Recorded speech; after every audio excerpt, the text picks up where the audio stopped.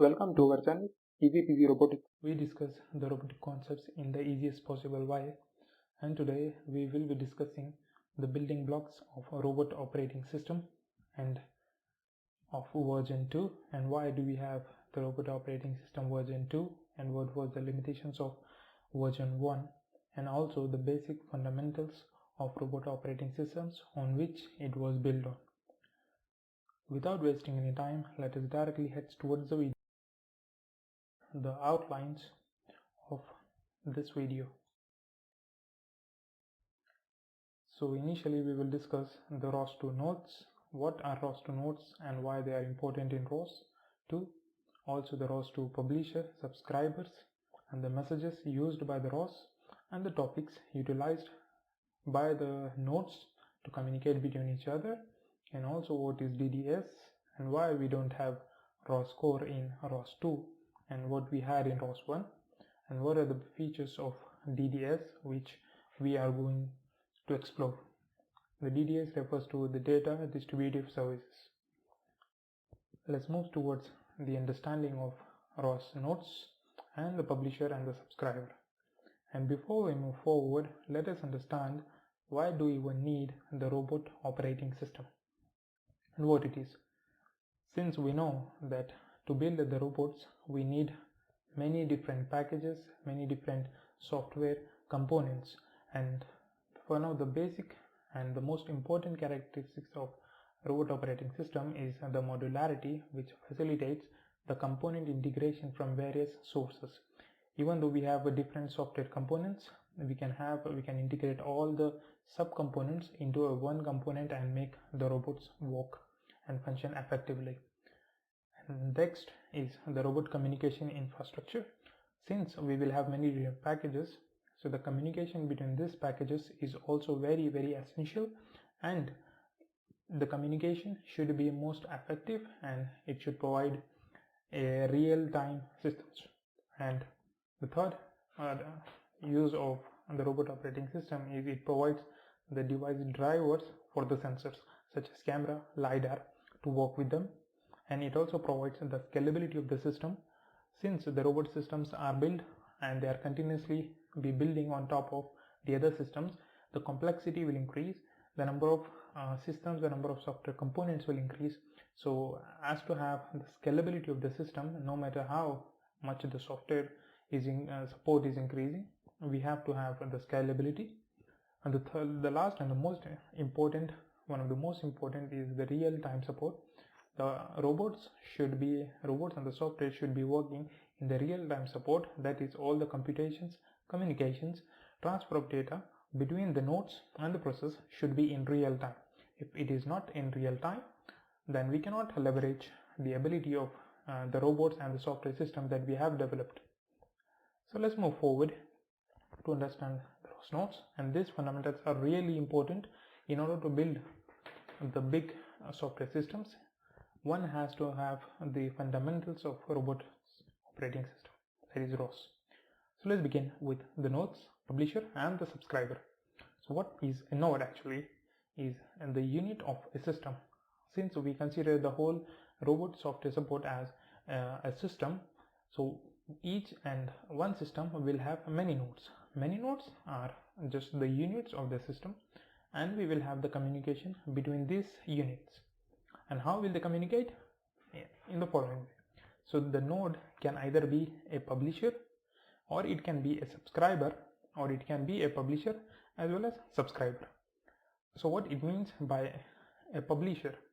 So publisher is a node, either you can say in Python as a Python script, which can send information to other nodes. If a Python script is able to send information to other nodes through the topics, then we consider that node as a publisher. That is, example of a publisher could be a node that is continuously sending the position of the robot, XY position of the robot, can be considered as a publisher. Now a subscriber it can be a Python script, C++ code that subscribes to the information that is coming through a topic through any publisher. If this publisher is publishing any data such as the robot position X and Y, then a node will be called as a publisher if it is listening to a topic and doing the further processing of the data, such as the publisher sends the data and the publisher receives the data and it performs the following computation and it has some final result. Then we call that node as a subscriber. Subscriber here is just a Python script. Publisher is also a Python script. It could be C++ and anything else. Now any node that can publish the data as well as subscribe, that is, in simple words, it can send the data as well as receive the data through the messages. Then we call that node as publisher as well as subscriber. So any node can also be act as a publisher as well as a subscriber. So these are just the Python scripts that can send or receive the information are called as nodes, and these are the units of the system. You can also call them as the building blocks of the ROS. Now we have a better understanding of nodes and what is a publisher and what is a subscriber. Let us understand what are the ROS messages and what are the ROS topics. So the information that this node has, such as robot XY position, now in order to send this information to another node, we need a message type. So the message type can be a pose for now, and it can have this message can encode position X, Y and the theta, that is orientation of the robot. So that has to be encoded into this message, and this message has to be transferred now to this, but it cannot be transferred directly, it needs a topic. So we have the data, we put all of this data into the message, and that message will sit on top of this topic, and the topic will take the message from this node to the next node, and then the node 2 will take the message from the topic and then it does the further processing of this data. And for this node to accept this topic, it must remember, and this topic will have a topic name. So we have the message, we have the topic will have its name, and if this subscriber knows what is the topic name, then only it can receive the message, otherwise it cannot receive the message.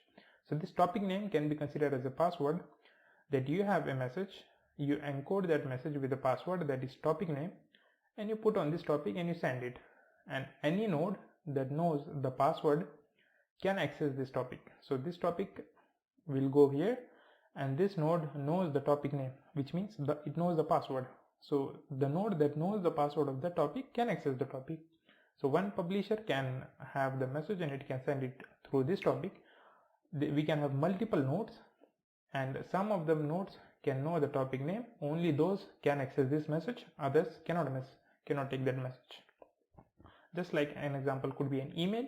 So if we have a sender that sends email to a specific email address, then only that person who has this address will be able to get the information that it can only receive the email, and the other will not receive the email since they don't have the further details of it.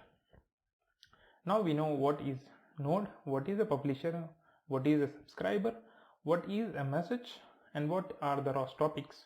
And we will also see the implementation of this in ROS, but previously in order to implement it, we need to understand the basics. And now, since we know now the publisher and a subscriber, let's see the example of a publisher, a node that is a publisher as well as subscriber. So a particular example could be the mobile phones. If this is mobile 1 and this is mobile 2, and there are two persons speaking. Now the one person speaks and he sends the data, that is, it publishes the data, and the another person receives the data, what is saying, that is, it is subscribing to this message, whatever that he is saying. And now this person will subscribe to this message, will receive this message, and it will pre-process it. It will do the processing, and then it sends the other message, that it speaks something else through this message, and then the mobile one, the person 1 will also receive this data. Now it acts as a subscriber here, and then it does some processing, then again it sends back.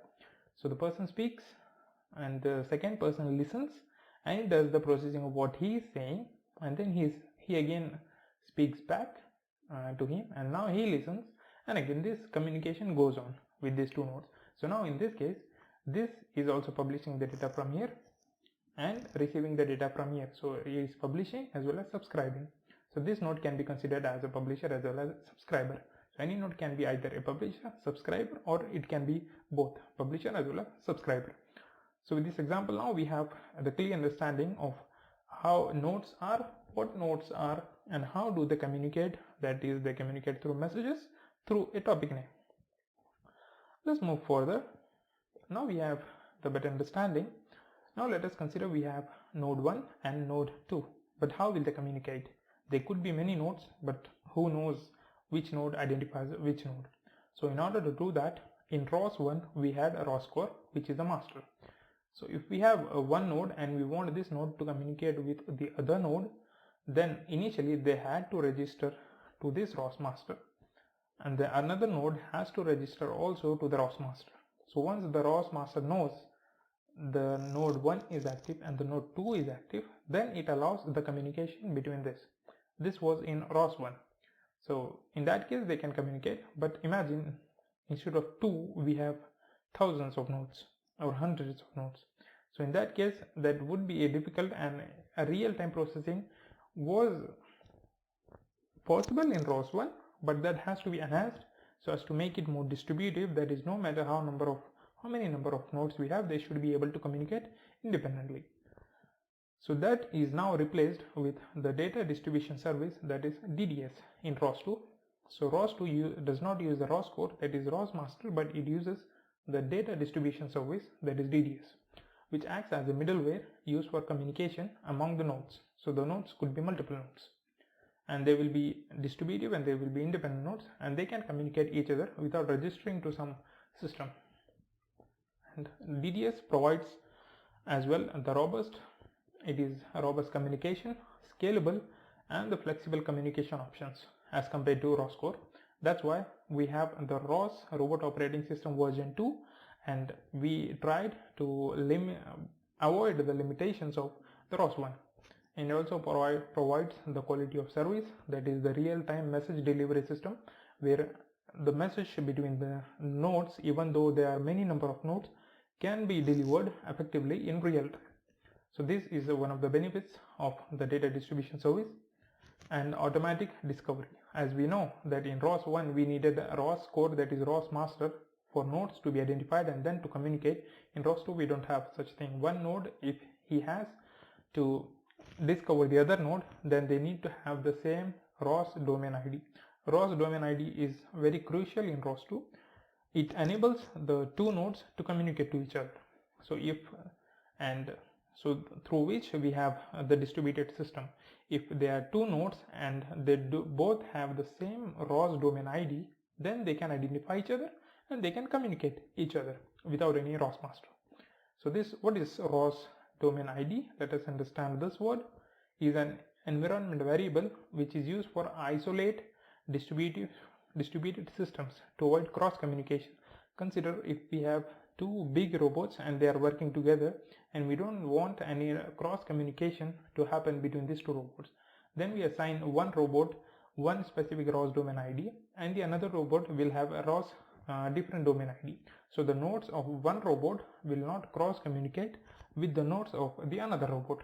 So by having a different ROS domain ID, we can isolate these systems, and through which we will have the distributed systems, and we can avoid the cross communication between the two robots and the two systems.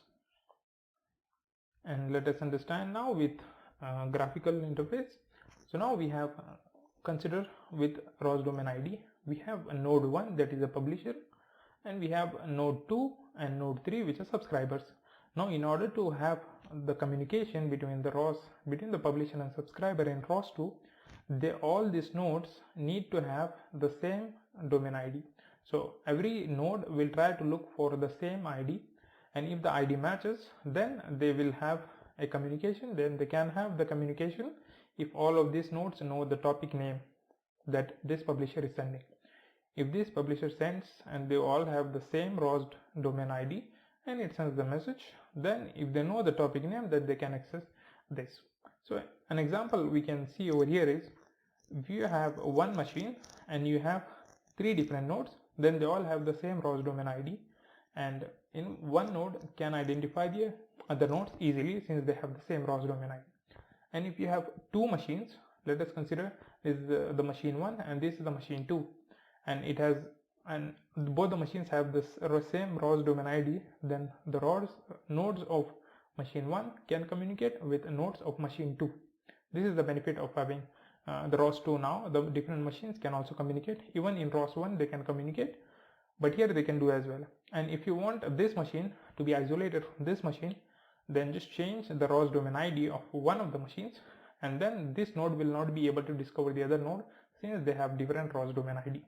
So with this, we do have the understanding of ROS nodes, ROS topics, ROS messages, ROS publisher subscribers, and what is DDS, and what was Roscore and why it was replaced with the DDS in ROS2. And this completes the video, and in the next video we will discuss how we can create publisher, how we can create subscriber, how we can have the communication between them, and we will utilize this using Turtlebot Sim, which is the built-in package provided by the ROS to understand the publisher and subscriber and the relation and the communication between them. And we also have for the services, actions, parameters. We will discuss that in the forthcoming videos. Till then, see you. Bye bye.